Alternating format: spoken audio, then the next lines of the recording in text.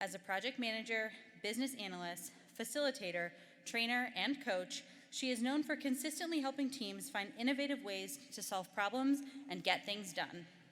Additionally, her Twitter feed is a healthy dose of inspiration a la Mr. Rogers.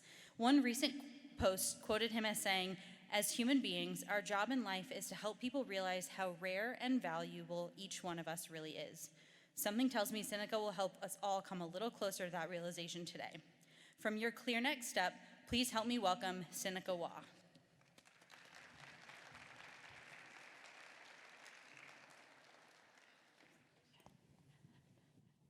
Thank you so much, and thank you for the opportunity to be here. How many of you in the audience here or online, thank you for those who are watching online as well, how many of you have had the opportunity to work on a project that changed something? Right? That would be all of us. Whether you were the project manager, the business analyst, the facilitator, a subject matter expert, a program manager, if you were working on a project, on an initiative of some sort, it is highly possible that you changed something. In fact, I would say there is 100% certainty. Because how many of us have ever been asked to be on a project where the request was, do this project so that tomorrow is exactly the same as today? Right? Nobody does that. All of our projects involve change. Now, I know I can't see the folks online to participate in this, but for those of you who are here in the room, hopefully you can do a show of hands. How many of you have ever been on a project where bringing people through change was perhaps an arduous task? Right? So I teach change management. This is what I do for a living. I run a training company, and I teach change management a lot. And one of the things I've found that's so fascinating is that nobody comes to a change management training to get better at change for themselves. Everybody comes to a change management training to help that guy get better at change, to make those people a little bit easier to do change with, right? We don't go to change management because we're fine, I got this. Or because I don't want to talk about change. I don't want to talk about change. And I will attribute some of that disaffinity for talking about change. I'll chalk that up to our HR practices over a 20-year window where we use the Elizabeth Kubler-Ross method of change, where all change is like a death. Of course we don't want to talk about it. Who wants to talk about death all the time? So in this session, we're going to talk about enabling change as a project manager. Enabling change regardless of the change itself, the magnitude of the change, the appetite of the stakeholders, the appetite of yourself as you're going through it, right? Regardless of what's going on, we as project leaders have the ability to make that change more successful, to make it a little easier, to make it a little bit better. And isn't that what we want after all? Don't we want it to be just a little bit easier, just a little bit better? I've been through change recently. Change is no stranger to me in my life. My dad was a Navy man, and so for all of my childhood, every 9 to 18 months, we packed up all of our belongings and moved them from one place to another. Every 9 to 18 months. So I thought when I arrived in Colorado Springs, Colorado, just before my 7th grade year, I thought for sure that I was good at change. I was certainly familiar with it. And over the years, about every 2 years, right? 2 years at the middle school, went to the high school. 2 years at the high school, then took a summer and spent some time in France for that, big change. 2 years back at the high school, then moved off to college. 2 years in college, studied abroad again. 2 years back, right? Every couple of years. My husband and I get married somewhere in the late 90s, and every 9 to 18 months, we packed up our belongings and moved again. At some point after 5 years and 5 addresses, he said, "I don't think this is normal behavior. We don't do this where I come from. Can we stop a little?" And the more I've continued to pursue change, the more I know for sure that I like change when it's my idea. Anybody else there with me? Right? We like change when it's my idea. Or if maybe it wasn't my idea, maybe I didn't think it up, but I know for sure the people who thought it up, they had good ideas. Right? I know for sure, even if it wasn't my idea, I know for sure it's good. Well, sometimes the stakeholders that we work with, They don't know that this change is going to be good. And I don't know about you, but these last 18 months have had a fair amount of changes in them that were not all good. They were not all fun. They were not all things that we wanted to do. But if we can get better at a couple of things, just a couple of things, if we can get better at these, I assure you, we can enable change of any type just a little bit easier.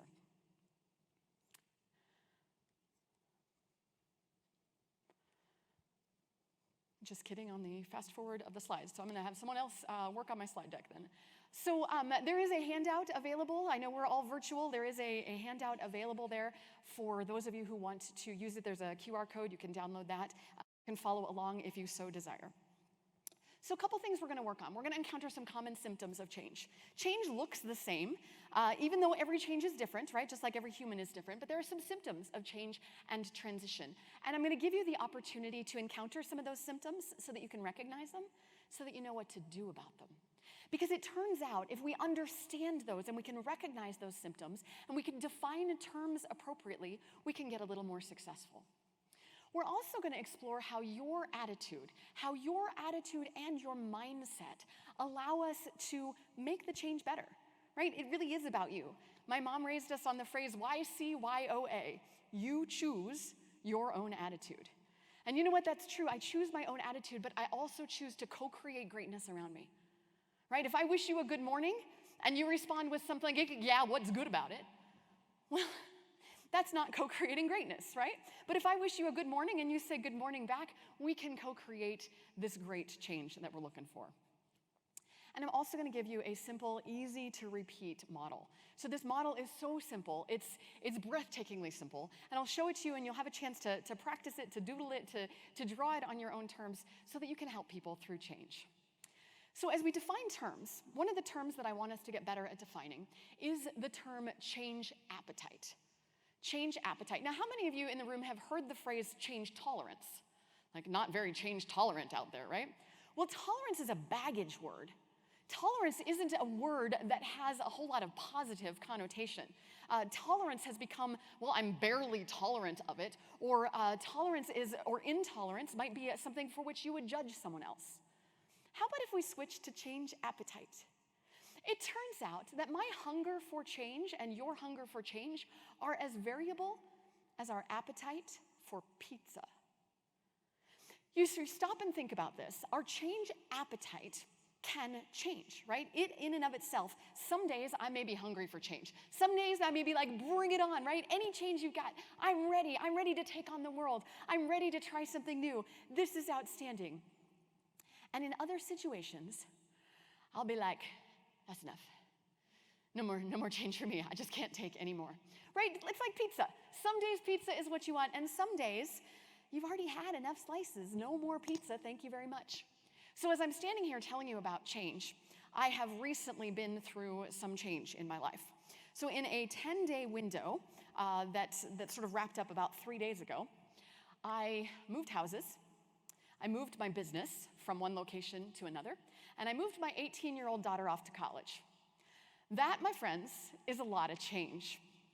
When we think about our change appetite, I will tell you right now that my appetite for change is much lower than it usually is. Now, I'm an entrepreneur.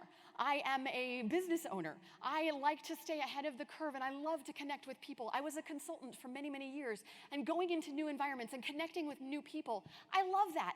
Except right now, I really, really would just like to be out of boxes, out of cardboard boxes, which have occupied my life right now. That's the only change I want, is fewer cardboard boxes.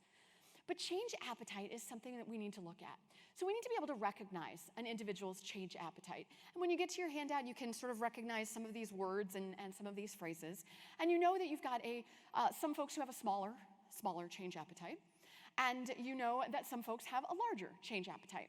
And sometimes it's that appetite sort of carries over. It's a regular appetite. It's sort of recurring. And other times it's in a particular moment. So there was a moment where I was brought in to help in an organization. I was a change coach, which is a thing that I do a lot. And in this particular organization, one of their high performers for many years, just been a great, great performer. And here we are in this particular moment of change, and her productivity absolutely tanks. Her attitude tanks. As a stakeholder, she was really unpleasant to be around. And so we talked about, with the leadership, we talked about what's going on. And they said, well, her change appetite is just not high right now. She's not doing it. She's forgotten how to change. She's forgotten. She doesn't want this. And it's not fair because she's usually so great. I'm like, oh, well, hang on. Has anybody talked to her? Can we just sit down and talk to her for a little bit? And we sit down and we talk to this woman, and what we find, her appetite for change and her support of the organization has been undiminished, except for the fact that in the last 3 months, she had taken her child off to college, right? It's a child separation, that very significant experience. And within 2 weeks of that, her mother-in-law had moved into her house for permanent living. That's a lot of change, right? How do you think that affects her ability to process change at work? She says, I come to work because I want things to stay the same. And in that change, it was frustrating her. So sometimes you can tell people's appetite in a moment, and sometimes you can look at some of the things that they experience, right? So you know that there are voluntary career changes. There are some consistent career choices. You know about people who move houses or move around a town or move into different geographies. You know about routines that are fairly stable and consistent. You know about people who prefer familiar experiences or who step right into a new situation and are delighted. You can also hear those folks who defend the legacy. I was in a project example where we were doing some process improvement, and one of the things that happened was we were evaluating and measuring some processes, and we were walking through them and seeing what they would be. And one of the processes, I kid you not, was you went to the screen where you were processing a claim. It was an insurance company. You went and processed a claim, and you hit submit, and then you stood up. You walked over to the printer, you retrieved the piece of paper that you had just printed off the printer, and you put it in the recycle bin. What? Let me play that again. Get through the entry, hit submit, stand up, walk over to the printer, retrieve the paper, put it in the recycle bin. Well, thank goodness we were recycling, so at least there's that. But what the heck was going on? Why are we doing this? And I remember working with an individual there who had a reputation of having a fairly small appetite for change. And I remember the conversation with him where he said, you know, before you give the tech team a whole bunch of crap for that, and before you go down this path of not wanting to change things, will you stop and remember that 4 years ago, or 6 years ago, or 7, whatever the number of years ago, when we implemented a new process in there, we combined the save and print button. So instead of 2 clicks, it was just 1 click.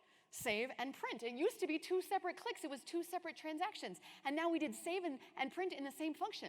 And we've just never gotten around to breaking apart that functionality. So it was a thing we needed to do. It wasn't a reason to judge anybody. And it wasn't a reason to have conversations about what we should and shouldn't be doing. It was really an opportunity to stop and think about those with a lower change appetite were defending the legacy, and the legacy had a reason for it. So as long as we understood that reason, then we could make sure that as we replaced it, as we moved forward, that we weren't breaking something that was already fixed. How many of you have ever heard the phrase, let's stick with what we know? We know this works, right? That is an indicator in a change initiative. That is an indicator of a very low appetite. So when you encounter that and you recognize that appetite, it becomes up to you as a project leader to start to figure out, okay, how can I make you hungry? How can I make you hungry for this change? If you would rather keep things exactly the same, what are those things that you want to keep the same? And what really could make it better? I want to engage you in a conversation that says, how could we make this better? How could we grow your appetite? And when we think about appetite, appetite isn't just among the individual, right? You're going to see tension. As you're measuring appetite, you're going to see tension between the individual and the organization as a whole. So in an organization, if there's a high change appetite, you're going to have a consistent pattern of new product development. You're going to have growth and market expansion and new products and innovation. And we talk about innovate and adapt are core values for us as an organization. We're on the bleeding edge of the technology curve. And when we talk in the hallways about change, we're smiling. How many of you have the joy to work in an organization like this? Really? Oh, 2. Okay, awesome. Thank you. So these are organizations, very often they are driving, they are innovative, they are entrepreneurial in spirit, they're moving us forward. When you have an organization that has that appetite, or even a department within an organization that has that appetite, when you go to enable change as a project manager, right, we get into an assignment where we're going to enable change in this project, we have to recognize, okay, how hungry are the people? And how hungry is the organization, the team, the department, the function? Because if there is tension there, it's going to make it even more uncomfortable. So what about the opposite, right? The small appetite at an organizational standpoint. I was invited a number of years ago to participate. They were rolling out a new strategy. It had been a merger acquisition, and there were about 5 companies coming together, and I was invited to help roll out the new strategy. And they were going to do it in a new way. They were going to go department by department by department and meet the individuals and show them the strategy and teach them about change management, right? Teach them how to do this change management thing.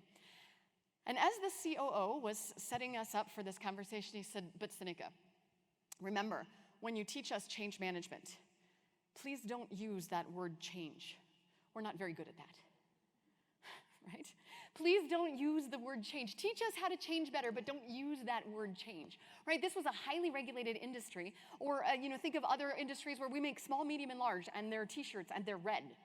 Right? If there's a limited set of products, a limited set of things, or a highly regulated industry where it's hard to affect change in that kind of space, you can see a culture that makes it hard. And so if we want to enable change as a project manager, one of the things we need to do is we need to recognize the appetite, the hunger of the people and the hunger of the organization. And we want to make sure that those are in alignment. So if you as a project manager are crazy hungry for change, but you're working in an organization that has little to no appetite, you need to be aware that each day is going to be a little bit harder than you thought. If you're a project manager who prefers things to stay mostly the same with minimal change, but you're in an organization that is driving and pushing and looking for more, you need to be aware that there will be friction and there will be tension around you. So let me share with you this change model. Change appetite is one of the things we got to talk about. So that's defining terms. Let me define another term for you. And this is a change model. This is a way to look at change. It's based on a fair amount of research and a lot of study.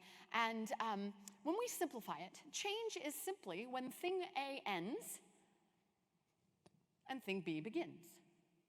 Right? It's very simple. Thing A ends, poof, and thing B begins. That's really all change is. It's that little tiny moment where thing A ends and thing B begins. So these two things are mutually exclusive. Let me give you some personal examples. I used to live in Colorado, and then poof, I lived in Iowa. I used to be a student, and then poof, I was a graduate. I used to be an employee, and then poof, I was a business owner. Okay, let's try some others. I used to be single, and then poof, I was married. I used to be not a mom, and then poof, I was a mom. Right? By now you should be chuckling because it doesn't happen poof. That's not how it goes, right? Poof is not it. But we do know for sure that I cannot be both simultaneously. I cannot be not a mom and a mom at the same time. I cannot be single and married at the same time. And so change means I have to let go of the thing that was. I have to let go of the thing that was. Now, I can have dual residency. I could have residency in Colorado and residency in Iowa. I could, in theory, have houses in 2 places if I could afford such things. But I can't actively live in both. I can't be part of the community in both at the same time. I can't sit on both couches at the same time. Thing A has to end. The house that I and my family lived in for 17 years, poof. Now we live in a new house. Poof. August 12th to August 18th, poof. It was just a little tiny triangle, just a little tiny triangle. That's what change is. You know what change feels like, though? It doesn't feel like that little tiny triangle. It feels like this big blob that covers over us. And when you stop and you think about this change model, and you think about what your stakeholders are going through, and you empathize with them for just a little bit, and you say, oh, you have to let go of that thing, and you wrote that software. You have to let go of that thing, and that has been a comfortable process for you for 15 years. You have to let go of that job that you used to have and move to this new job. You have to let go of the 18 months of bunny slippers and get back into the office, right? You have to let go of something you enjoyed. That causes us to even stop enjoying the moving process. If anybody's moved recently, The whole idea of the moving process, I think it actually worked out really well for us because the chaos of the move and the cardboard that filled our houses and the boxes that were to be labeled here and there became so unpleasant that we were just about ready to let go of the old place, right? It doesn't even look like home anymore as you're starting to separate those things. So change is really just that moment when thing A ends and thing B begins. But what we need to talk about is we need to talk about transition. And this is a concept that I want to help you get to.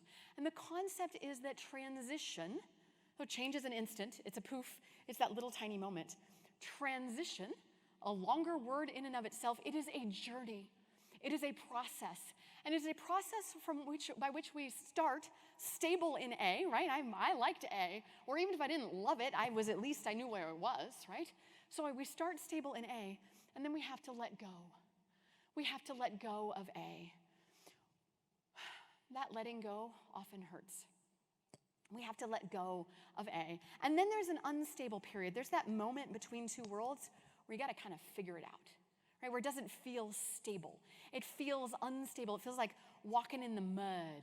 Or sometimes in a shark-filled water, you feel like you're floating in something, right? It's not stable. And by the time you are in that unstable period, you're not holding on to A anymore, and you haven't taken hold of B anymore yet. It's unstable, it's uncomfortable. And then you have to do the active lifting, the active movement towards taking hold of B. That's a lot of heavy lifting. So this transition, before you get to be stable in B, causes you to be stable in A, let go of A, be unstable and shaky, take hold of B, and then eventually be stable in B again. So as we think about this process, I modeled it some number of years ago in this cute set of tidy little boxes. Aren't they pretty? This is my business analyst side coming out. I like the boxes. I like the tidiness of it. I like the fact that every one of these blue boxes is equidistant from the others. They're all the same size. They're all equally spaced. Isn't it pretty? Isn't that what change feels like? No. But when you think of the journey and you think of the fact that there are 5 very distinct, very different stages of the journey, when you start to realize that, you can enable change in a new way, right? Okay, so stable in A.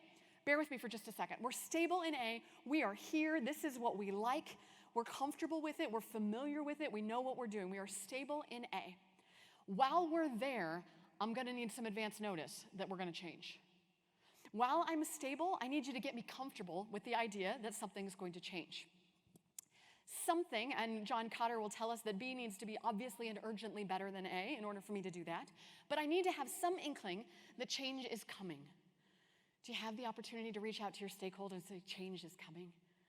Change is coming. And some of the journey is going to be long and arduous. And some of the journey is not going to be fun, but there is light at the end of the tunnel, and we're going to this new place. In the letting go, this is where someone is actively grieving the loss. Have you ever sat and talked to someone who's actively grieving? When they are letting go, do you know what's not helpful in grief? It's not helpful to say, you'll be fine. It's not helpful to say, oh, my grief is bigger than your grief. It's not helpful to say, that doesn't hurt. Come on. We wanted this.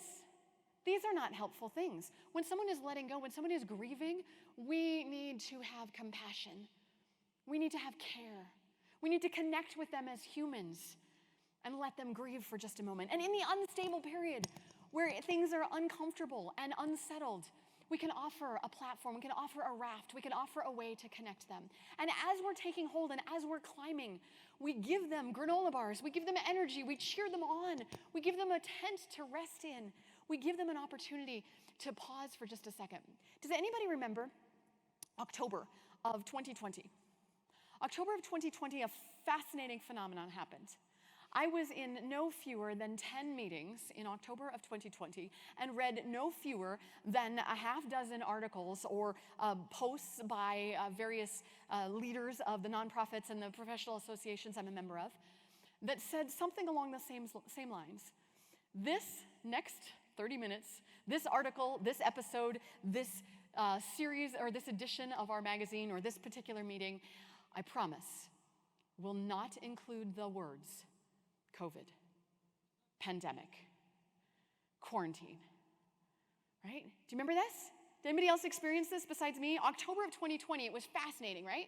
All of a sudden, everybody just needed a break. Talk about anything but that. And you know what? The same thing happens in a change initiative. When we're climbing up the other side and we are in the storm of learning these new processes, anything we can talk about that's not that for just a beat will allow us to get to the stable point a little bit sooner.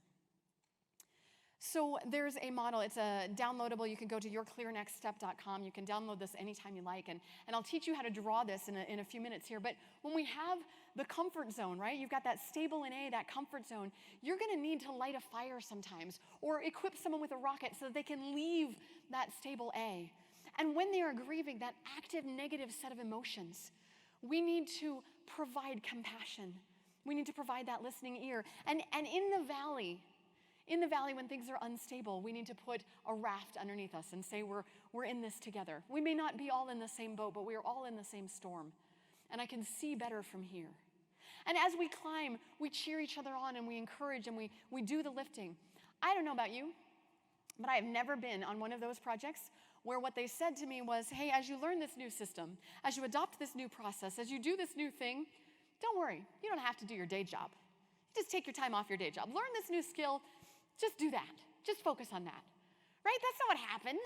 They say, learn this, adopt to this, get ready for this while you're doing your day job. Many of us did not come to work to sweat. If I wanted to sweat, I would have a gym membership. You can check my wallet. I don't. I don't want to sweat when I go to work, right? Many of us don't want that heavy lifting. And many of your stakeholders, they're sweating because in addition to their already stressed, already at the end of their limits experience, now we got to teach them how to use a new system. We got to teach them how to do a new process. They got to remember to drive a different way to work in the morning. So here are a couple things that'll help us. One of the things I'm going to offer is the growth mindset. How many of you have read the book by Carol Dweck, Mindset? Okay, if you've not, thank you. If you have not yet added this to your reading library, get a copy, check a copy out. Carol Dweck, D-W-E-C-K. The book is about mindset. And as she talks about mindset, there is a growth mindset and there is a fixed mindset. There are two. Growth mindset and fixed mindset. And as we think about the growth mindset, you can grow a growth mindset. If you naturally have a growth mindset, you likely don't believe that all that you have today is all you'll ever be. A growth mindset says what I have today is a launching pad to get me to continue to grow, to get me to learn new things, to experience new things, to adopt new skills. If you have someone with a fixed mindset, well, this is all there is. Right? This is the limit. This is as good as it gets. This is all there will ever be. And the growth mindset allows us to move from A to B. So the growth mindset is what allows us to say that B is obviously and urgently better than A. Fitness programs, weight loss programs, smoking cessation programs, you look at all of those, right? If somebody decides they're going to do one of those, it is because at some point they have been personally convicted that where they're going is better than where they are today. That's the only thing that makes them work. I'm not going to change because you think it's a good idea. I will only change if it is personally a better idea for me. So as we're bringing a stakeholder through change, the growth mindset that we want to adopt in them is look at how much better it could be. Look at all the things we could do with this new opportunity. Look at the things that are obviously and urgently better. Let's not glorify the good old days. What we had may not be all there ever is. So that growth mindset is something that you can teach. You can adopt that. You can demonstrate it. You can pursue even better. This is what I do, and you can look at my Twitter profile or any of the places where I'm out there on social media. I am a relentless pursuer of even better. Every single day that I end smarter than I started it was a good day. Now, I would rather those lessons come easy, right? I don't prefer the blood, sweat, and tears that comes with the harder lessons. But if I ended the day smarter than I started it, it was a good day. And you can share that. You can experience that, you can model that, you can demonstrate that through continuous improvement. So project management is at its core, by definition, a continuous improvement discipline. We, project managers, leave things better than we found them, right? Continuous improvement. when you model that, when you do that, when you take your time for your retrospectives and your lessons learned and your look backs at the end, you are leaving things better for the next person. And you can model that growth appetite. You can share that growth mindset with those around you, and you can help them change. You can help them change. There was an article that came out from the Harvard Business Review in about August of 2016, I think. And it was a big headline, and it said, "Bad moods are socially contagious." This is not a headline. We've known this for years. How many of us have ever worked with a bad mood, right? And it became socially contagious. That individual who was so stormy and so frustrated and so irritable that when they walked into a room, it was like a cloud settled over the room. Bad moods are socially contagious. You know what? So are good moods. Good moods are also socially contagious. You can say it with a smile. You can look forward to the future. You can talk about progress, and you can help change someone else's mindset. If your own mindset is fixed and not focused on growth, first off, I'm surprised you landed in project management, because we're growth-minded people. That's what we do. We grow, we look forward, we look to what's better. But you can change that for yourself, and you can change that for your stakeholders.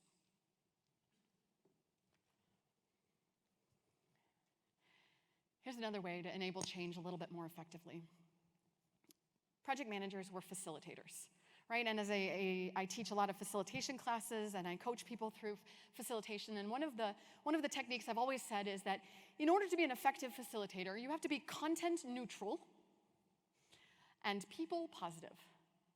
Content neutral and people positive. So if I'm facilitating the meeting for you, if I'm facilitating the project for you, I'm a bit like a chauffeur, right? If you said, let's go to Kansas City, I will drive you to Kansas City. I know how to operate the vehicle. I know the rules of the road. I know where the traffic stops are. I know where the construction zones are.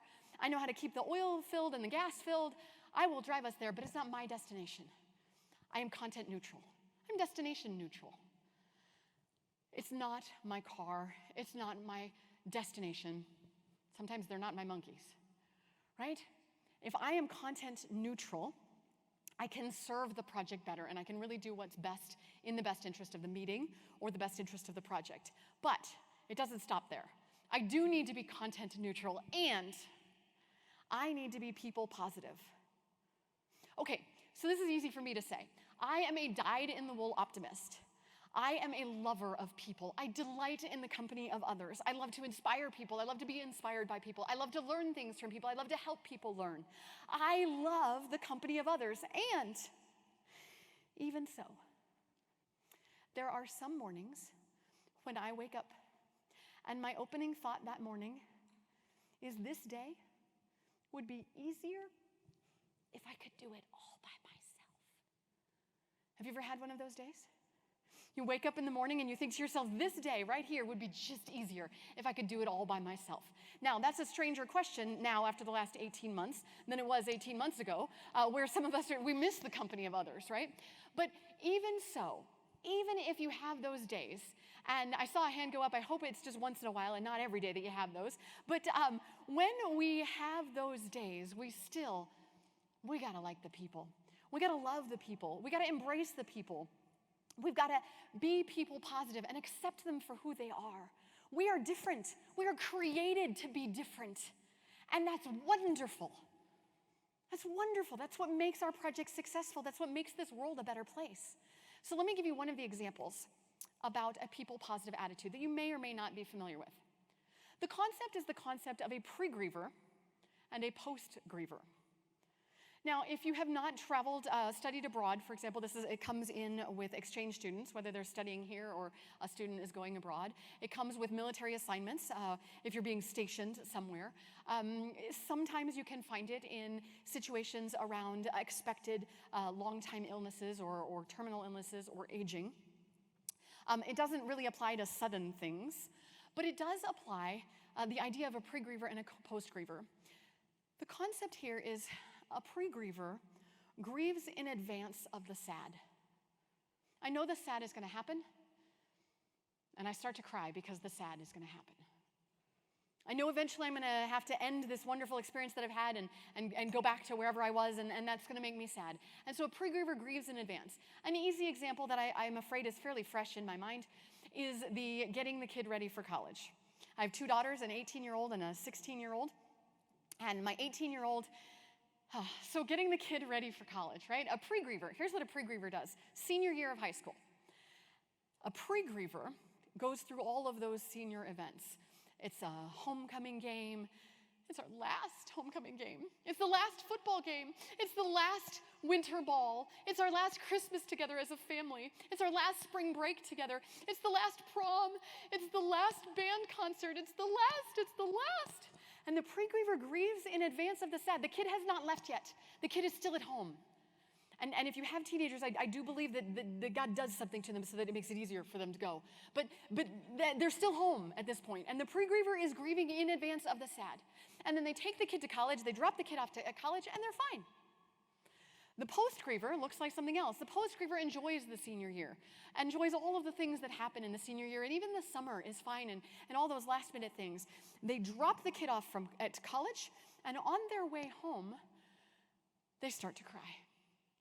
And they continue to cry. Remember when we used to go to football games? Remember our homecoming games?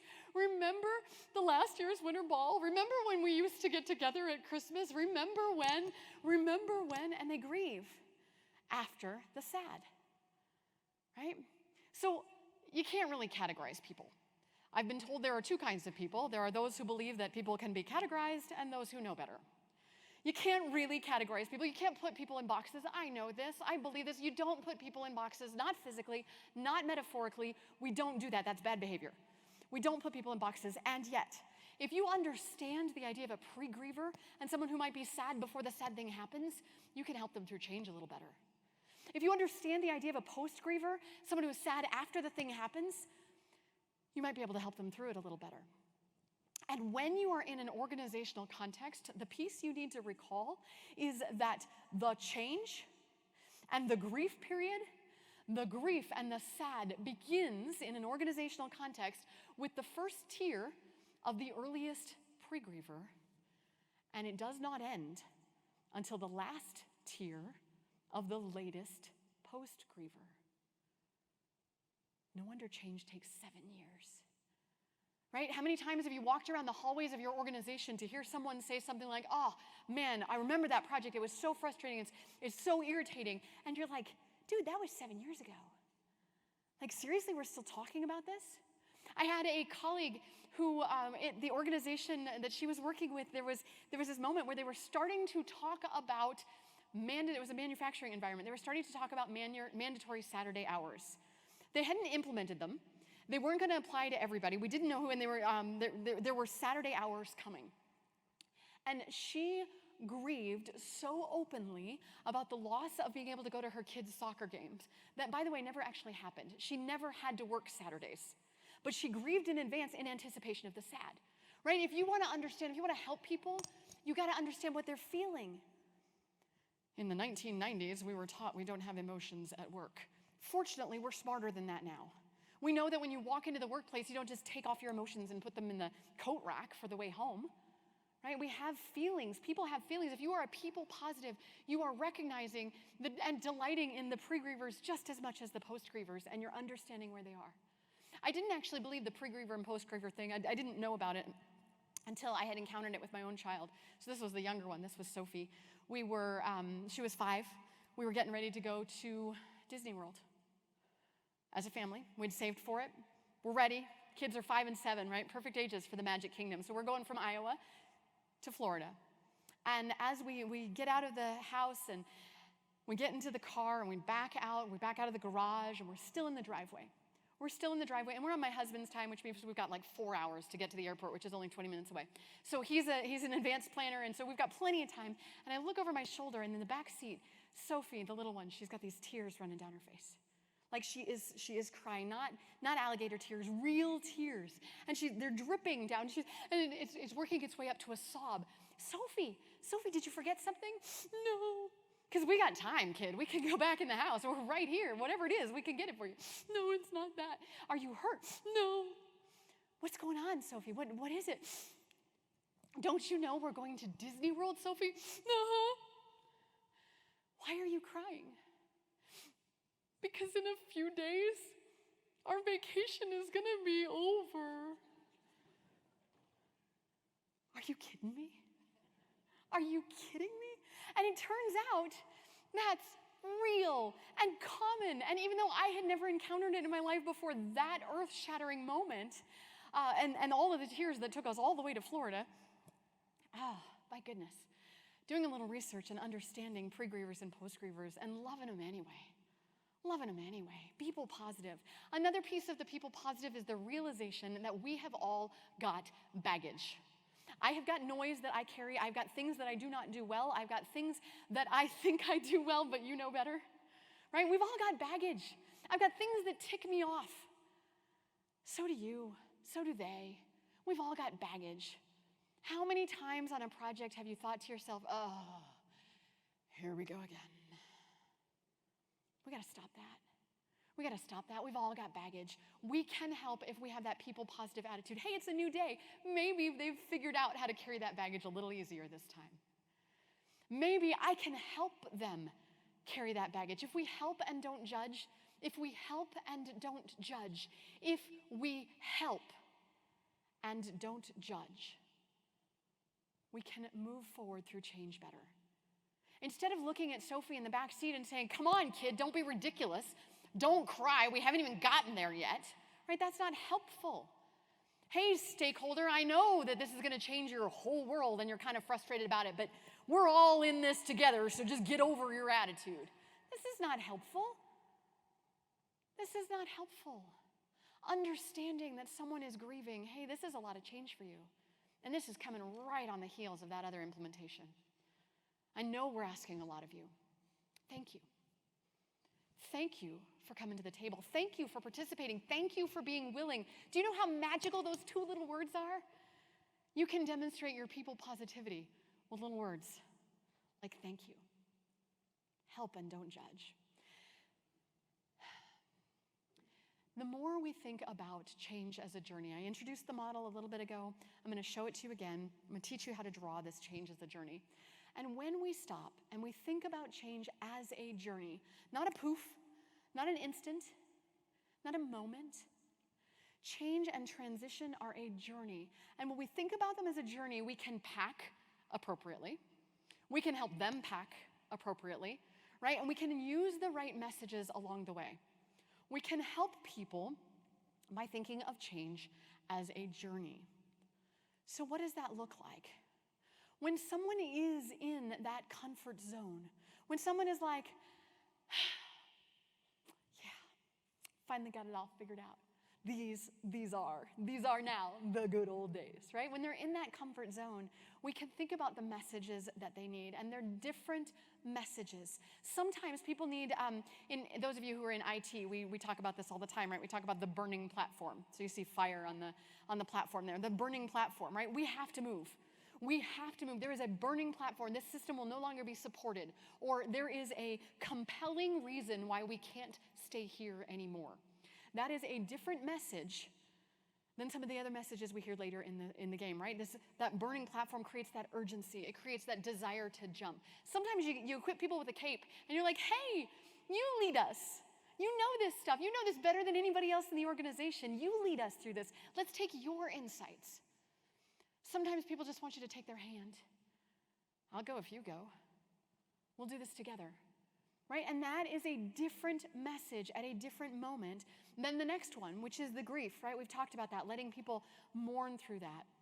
And in the unstable period, so I was part of a layoff a number of years ago, and when we started the workday, on that particular, we refer to it as Black Friday. On that particular Friday in October, I was on an account management team. We had 8 of us who supported a $20 million a month client in the distribution business.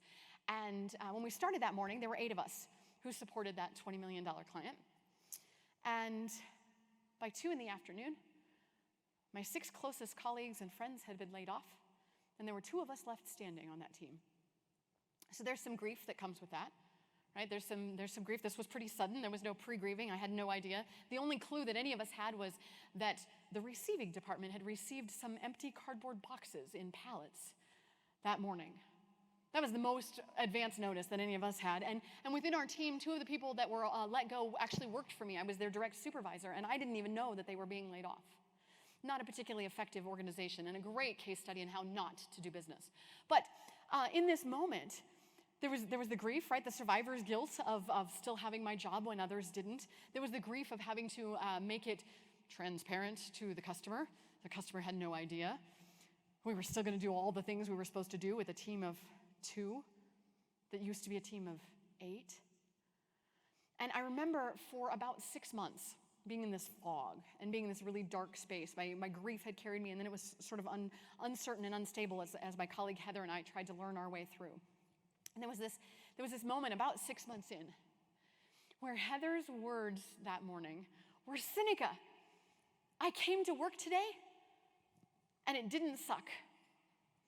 And that was the nicest thing either one of us had said about our jobs in 6 months. Sometime shortly thereafter, it was in a couple of 2 to 3 days after that, one of the senior leaders of the organization came to my desk. And I will never remember his exact words because it's been a lot of years and I'm old. But I remember his message. His message was, "Seneca, we should have been here sooner. Seneca, thanks for sticking it out. Seneca, you matter. Here's where we're going," right? He pointed me to where we were going as an organization and that I had a place and that I belonged. He gave me this message of connection that I had not had before. And it was that moment, that day, 6 months in after this whole experience of the layoffs, that was the first day I did not print my resignation letter and bring it to work with me the following day. There was something about a human connection. During the journey, when someone is in that unstable period, several years ago as a business, we implemented a new financial accounting software. I like to say it that way. Really what we were doing, we were a micro business at the time, this is about 14 years ago, and we were moving from Excel to QuickBooks. We implemented a new financial accounting software, right? So we're going from Excel to QuickBooks, Excel which is not designed to help you pay your taxes, and QuickBooks which is actually designed to help you pay your taxes. And this was a change. There were 2 of us in the office. There was me. I was the business owner and the entrepreneur and the clearly tired of spending my weekends processing tax data. And the other person was my admin, who when she started said something like, "You should probably know I'm kind of set in my ways. I don't really like change. I like you though, so I'll work for you, and if you tell me we have to change, I'll do it because I like you." Okay, so 2 of us. A change that I wanted. It's a project, right? Where we launch it, we initiate, we plan, we execute, we monitor and control, and eventually we close it. 2 of us. One of us knows for 100% sure this is good for us. How long does it take? 6 months. 6 months to go from Excel to QuickBooks, and I was the one who did the dual entry. I had 3 months of recording data in Excel and QuickBooks just so QuickBooks didn't get it wrong. You have people like this, you have stakeholders like this. It takes a long time. If you can connect with them, if you can help them understand the journey, we have so much more success. And the climbing up the other side, right? That hard work, that heavy lifting, we're in this together. We're in this together. And I'm going to go out on a limb here. I'm going to share something that for some of you will strike you as surprising. But it has become a really, really powerful lesson. When we're packing our bags for change and transition, one of the things that we need to pack in there is a pair of scissors. A pair of scissors. Now, why? So let's say here in this room together, we decide we're going to climb Mount Everest. We as a group, we're going to climb Mount Everest together. So we decide we're going to do that, and we get our windbreakers and our granola bars, and we get ourselves tethered together, and we start climbing. And we're all tethered together, because that's what you do, right? We're all connected. In an organizational change project or in any project that has change in it, nobody's doing it alone. We're all together. And so here we are connected, and we're climbing, and we're climbing, and we're climbing, and we get halfway up the hill. And I say something useful like, no, this is just too much. I don't want this anymore. I'm just kidding. Y'all carry me. I can't do it anymore. You do it. What happens? We're all tethered together and we start climbing, and one of us gives up. One of us says, "Nope, can't do it. Y'all carry me." What happens? Follow it to its logical conclusion, and we all die. Okay, that's a little dark. Follow it to its logical conclusion in a project environment, and I will show you the study after study after study after study will show that even one example of backsliding, back down the hill, back to the old way, that goes unchecked. One unchecked example of backsliding, and we all fail. That project doesn't implement. That change doesn't stick. Now, do we make mistakes? Do we backslide? Do we fall? Do we slip? Absolutely. But if one act of one person saying, I'm not going to do this new way is ridiculous, I'm sticking with the old way. One person says that one time, their neighbor says, he didn't have to do it, I don't have to do it. As a team, as a department, they're not doing it. We're not going to do it either, right? You go and it spreads further and further and further, and we have all backslid. One. And so what we do is we equip ourselves with a pair of scissors, not so that I can cause damage, not so I can set you free, but so that you, or so that I as an individual, can cut myself free. So if I say, I'm not doing this, this is too hard, I'm not doing it, instead of me bringing the rest of us down, I can cut myself free with a pair of scissors, grab that helicopter that has dropped a ladder down to me, climb up on that and go find a new place to be. There is no shame in cutting ourselves free. And this, my friends, is a really powerful tool to equip with some of your stakeholders. There is no shame. There is no shame in finding another joy, right? Stay with joy or go with joy. There is no shame in finding another joy. If this is not it for you, fine. But don't bring the rest of us down. Right, we've been talking about buy-in for all these years, about getting the right seat on the bus. Well, getting on the bus is one way to show buy-in, but not stinking up the place is another. If you're just going to stink up the place, please cut yourself free.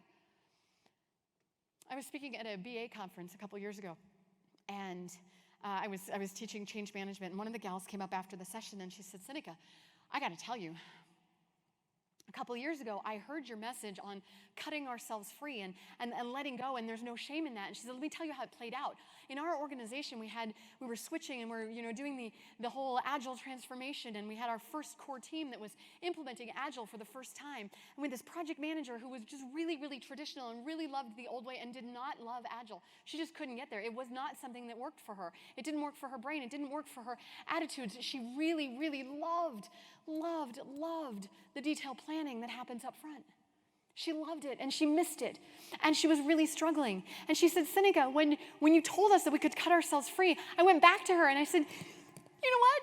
You don't have to be miserable here. You can cut yourself free, and you can go to this other team. And what happened, as this gal recounts the story, she said what happened is she cut herself free from our Agile project. She went back to a traditional project where they needed, in an infrastructure way, they needed that traditional approach, and she thrives there. And we've got a different project manager who absolutely thrives in the Agile space, and everybody wins.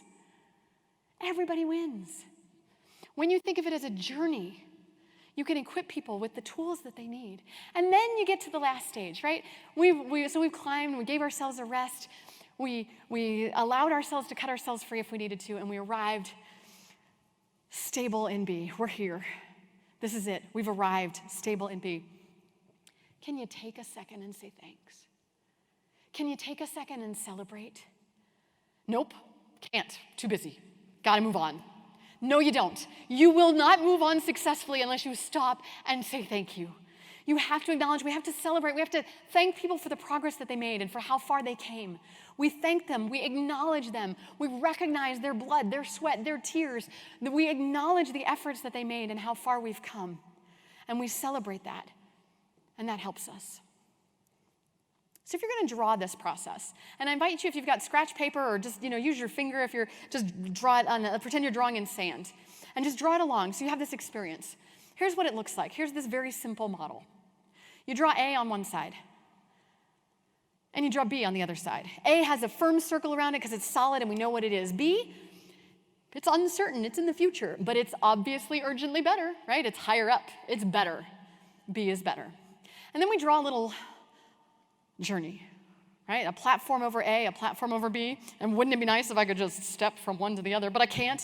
I get pushed off a cliff, and then I go into this valley, and then I gotta climb up, and sometimes I climb up, and it's 2 steps up and 1 step back, and 3 steps up and 2 steps back, and 5 steps up and 5 steps back. And I climb, and I climb, and I climb, and it's a lot of work, and eventually I arrive where I was going. And then you put some faces on there, right? Let's put some faces on there. I'm happy in A. And you know what? I'm gonna be happy in B. We're gonna be happy in B.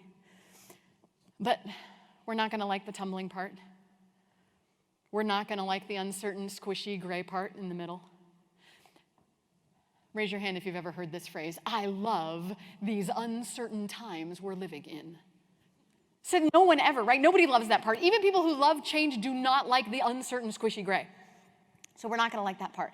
And we're not gonna like the sweating. Now, some people do. Some people are like, challenge, bring it, I'll take it. Yes. And some are like, no, I have enough challenge at home with my teenagers, thank you. Right? Recognize that transition and know that there will be sweat somewhere along the way. Recognize the journey, draw it with them, figure out where they're standing, and help them deal with those emotions, right? That's emotional intelligence. Help them deal with those emotions so that they can move forward. So when you stop and you think about it, when we define terms, defining terms can help us enable change, right? Let's use the word appetite. Let's don't use tolerance.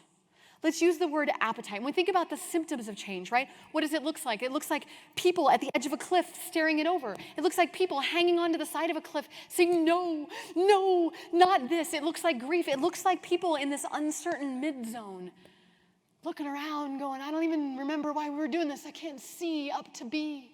I can't even see it from here. That's what it looks like. It looks like the symptom of the sweating and the backsliding. Those are what those symptoms look like. And when you recognize them and you see them in people, you can then connect. You can connect the right message to the right person in the right moment. The right message to the right person in the right moment. This is good communication. And you can let your own attitude, your own willingness to say, yeah, you know what, I did grieve through that. I bet that hurts. Let me sit with you. Here's a Kleenex. Your own attitude, your own willingness to say, yeah, you're right. Today was a tough day, but we got tomorrow. We can keep climbing tomorrow. Your own attitude in the valley when you're like, whoa, this is really unstable. Let me build us a raft. Your own attitude can be contagious, and we can help bring others along. As you climb and people get discouraged by the backsliding, no, we can do this. Come on. We can do this. And if you use something simple like this model to have a conversation, to give us words to use to be more effective in change, that, my friends, that's how we get it done. I invite you to take some time and think about how you can enable change more effectively as a project manager. I hope that this has been useful to you. I do have time, I've got a whole 48 seconds, it tells me, for questions. Anyone have any questions or things you want to visit about? Yes, go ahead. The QR code that I showed earlier, is that in there? It is, I can maybe get back to it, or I will send it to you. I can follow up. I will visit with you right after. Stay right where you are. I'll come and I'll find you. Anyone else who wants it, if you didn't catch it, just come close. I'll come to the front. I'll share it so you have it. What else? Yes? What about identifying when things are changing? Sometimes it's hard to know that we're in the state of change until there's a lot of feelings and things don't seem to be going. Yep. The question was, how do we know when we're changing? How can we identify that change is on us? It's not always so obvious. It's not always a lockdown on March 18th. For sure. And some things do happen. Environmental things sometimes happen suddenly, right? We can look back to March of 2020. We can look back to the global financial crisis in 2009. We can look at certain moments, and some things happen surprisingly and suddenly. But in an organization, if we're on a project, that change is not happening suddenly. Someone has thought about that. Someone has initiated that. Someone has had these hallway conversations. And the very moment we get involved as a project manager is our moment to say, this project is going to change something for somebody. And so we ask, who's it going to change things for? No project in the history of anywhere has been, let's do this project so that everything is exactly the same tomorrow. Every single project involves change. So we need to ask ourselves as project managers, what is this one changing and for whom? And so you're right, environmental things, things that are outside our control, sometimes we don't see them. But on a project, we absolutely, that should be part of our stakeholder analysis. That should be part of our very beginning initiating activities, or if you're brought in early planning, part of your planning activity is asking, okay, what's the people change? What's the transition that's going to happen here? How do I help people through it? Great, great question. Yes, ma'am. Mike, coming your way.